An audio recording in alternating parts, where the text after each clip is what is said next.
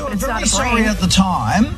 You apologised. Yeah. You were very upset. Are you no longer sorry for it? Correct. I'm no longer sorry. The whole outrage was BS. The whole thing got so blown out of proportion, and I lost everybody.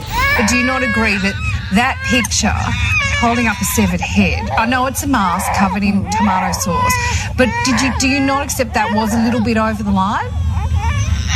No, you're full of crap. Stop this. You know this. Stop acting like my little picture is more important than talking about the actual atrocities that the President of the United States is committing. No, I don't apologize for that photo anymore. And I think the outrage is complete BS because we have real things to deal with. Absolutely. I don't think I will have a career after this. I'm going to be honest. He broke me. And then I was like, no, this isn't right. It's just not right. And I apologized because that was the right thing to do and I meant it.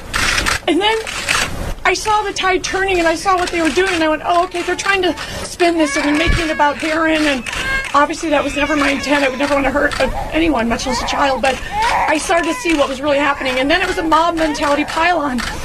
And so many people have expressed to me personally across the country at my shows, they're scared. So, yeah, I don't know when you're going to arrest me today. I don't know. But I have to stand up. Excuse me? What do you think about the man firing you? It's hurtful to me. Hurtful? Yeah. It's censorship is what it is. I'll say it more bluntly. She worked there for 10 years. Look, there's a bunch about New Year's Eve. There's a bunch of old white guys trying to silence me. And I'm just here to say that's wrong.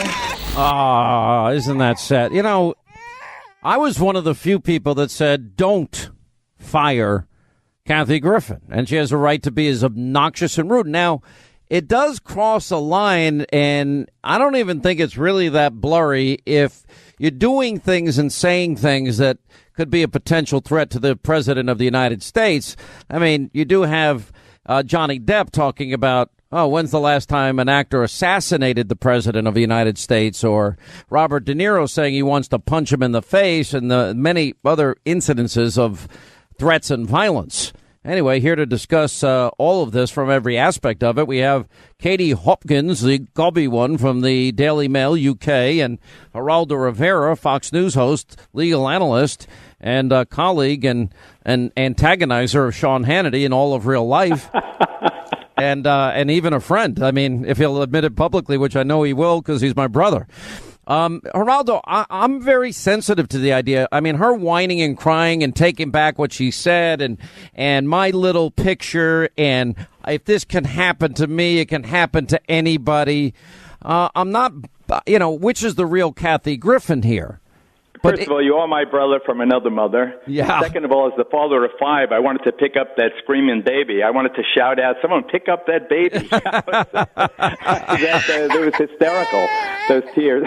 I'm just like, you're an overpaid actress and frankly not even that funny. But I'm very torn. But, we have a lot of latitude in this country. A lot of, you can make fun of everything. You can make fun of anything. The one thing you can't do is to threaten the life of the President of the United States. It's a simple statute. You cannot do it. You can't threaten the life of the President or the first family. It's a federal violation. It brings in the Secret Service, as Kathy learned to her great discomfort.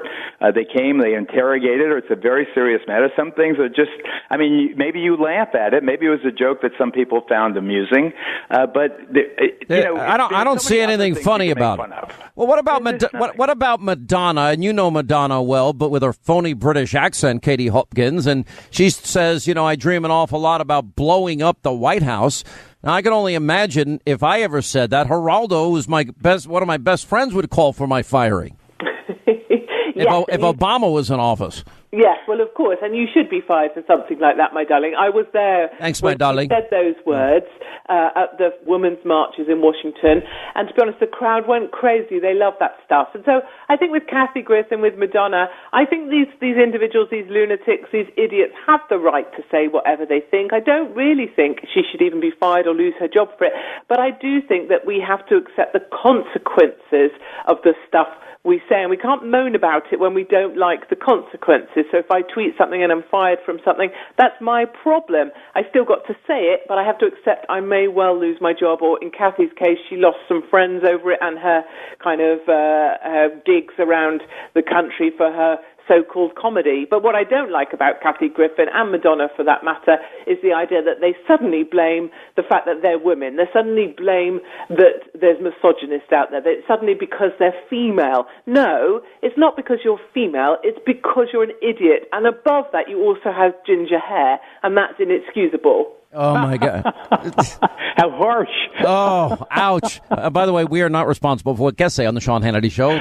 The opinions expressed are those of the guests and the guest only. That's a cop-out. That's a cop-out. That's such a cop-out. I'm such a wimp. You don't need to own it. You don't need to own it. I'll own it. I know you're owning it. Yeah, exactly. So they can listen, I happen to be Irish, and there's a lot of people with red hair in my family. If you don't mind, ease up on my people, will you?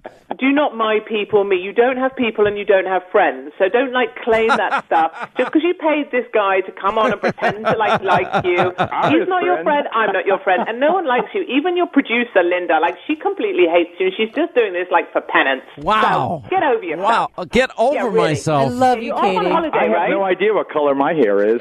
You and me both. The Lady It Clairol I sounds put grey. It sounds just for men, for me and Geraldo. Sounds grey. Now, why are you being so mean today, Katie Hopkins? Because you, Mr. Hannity, are going on holiday for 5 days. I haven't been on holiday yet, and frankly, if I'm working harder than you, then you're going to get a tough time. With all due respect, I don't think a lot of people work...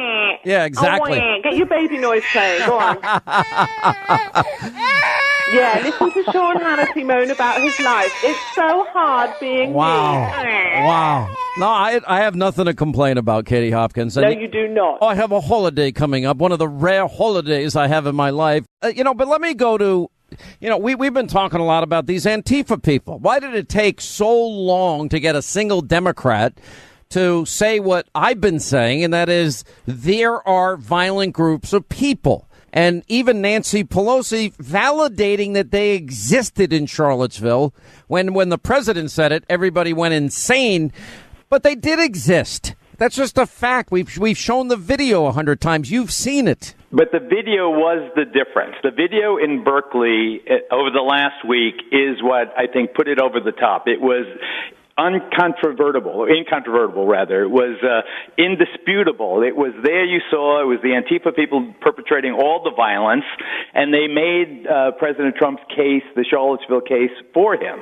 All right, stay right there. We'll even bring Katie back in the next segment, although she's beating me up today. More with Katie Hopkins, the mean one, and Geraldo Rivera straight ahead. All right, as we continue with Geraldo Rivera, Fox News, Katie Hopkins, the Daily Mail, and Katie's being particularly mean to me, but we're talking about where there might be limits on freedom of speech. The one thing that really stands out in my head is, all of these threats collectively about dreaming of blowing up a White House, punching the president in the face. When's the last time an actor assassinated a president of the United States? And then a severed bloody head in an ISIS pose by Kathy Griffin. And, I'm just torn on it because I think it's right at that line where any reasonable person would recognize that that is a specific threat. And it certainly delegitimizes and dehumanizes the president. And that could inspire crazy people to go do whatever they're going to do, Katie. I think so, too. I also worry that tomorrow is the start of what I would call the Google purge, where they're going to close down accounts on YouTube, which I guess is the same kind of conversation. We would be very happy if YouTube shut down all of the sites that ISIS are allowed to put their material out on. But what we're seeing, of course, is a shutting down of conservative YouTube accounts. We're seeing them being demonetized. I think two of the lovely ladies, is it Diamond and Silk? I think they've encountered problems. And I think that's what I worry about, is where that line is between freedom of speech and then the other way, which is where we get censorship of the internet. And that's a curious place for us to find ourselves in 2017. Geraldo, what are your thoughts on that? These are really profound questions because you and I both know ISIS is evil. And we both know that they trigger cells all around the world through the internet. But how do you possibly monitor that? in that regard, I have to say, Sean and Kathy, that I err in favor of censorship. I think that it is incumbent on YouTube, which is Google, and Facebook, and all the rest of it, to monitor this very, very potent line of communication. If we take the example from this week, where neither you nor I would be a supporter of any of these things, but what we're talking about is whether they should have the freedom. Daily Stormer, so that would be the publication. These are the Nazi people, right? Correct, but their publication, the Daily Stormer, was pulled from the internet. The guy that hosts it said he was pulling it all. So the Cloudflare site that hosts it pulled the hosting of it. Is that fair then? Well, I think the Daily Stormer should have a requirement that if you're a Daily Stormette, then I want a list of who's using this. Yeah, but instead they pulled the whole thing. I mean, you could say anything you want to whomever you want, as long as it doesn't break the law, like threatening the life of the first family. But no, they pulled the whole thing. But I want to know who you are. I want to know who you are. I don't want a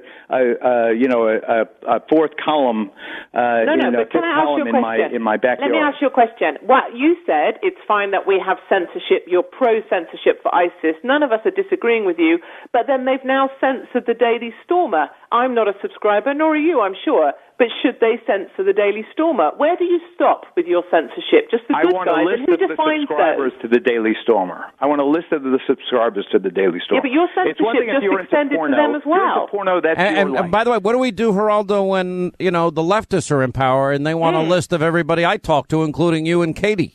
But why not give it to them? Why not? I mean, Sean, you have no secrets. I don't. But I thought we had first. But what about privacy protections? You've got to regulate this stuff, or the terrorists will use the. I don't know. I don't know, Geraldo. Sean, why are you friends with this guy? I mean, really. Listen, I never said I agreed with him. Listen, I think his mission in life is to poke and prod me. He belongs to you, and he wants censorship. My mission in life is to I do not want censorship. I do not. I mean, he's your friend. Oh, my God. All right, we're going to put you two back together when I get back from holiday. Holidays. I take so many holidays. You need a holiday. Your life's so hard. You have to talk on TV and the radio. Oh, my gosh. I'm going to make you... Oh, it's so hard. I'm going to make...